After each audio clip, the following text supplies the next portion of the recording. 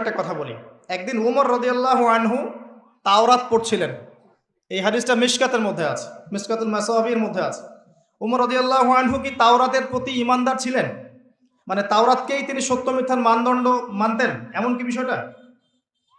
কোন সাহাবী কি আগের আসমানি কিতাবকে সত্য মিথ্যার মানদণ্ড মানতেন, নাকি কোরআন এবং সুন্নাহকে মানতেন? তারপরেও এমনি ভালো লাগা থেকে জাস্ট পড়ার জন্য, রিডিং পড়ার জন্য, কি লেখা আছে একটু দেখি, এই জন্যে। এমন নয় যে ওটার উপর আনুগত্য করতে হবে, ওটা তো আগের শেষ হয়ে গেছে, ওটাকে এখন চলবে? যখন মূসা আলাইহিস সালাম ছিলেন তখন তাওরাতই ছিল হক, ঠিক আছে? যখন ঈসা আলাইহিস সালাম ছিলেন তখন ইনজিল ছিল হক। যখন দাউদ আলাইহিস সালাম ছিলেন তখন কি জাবুর ছিল হক।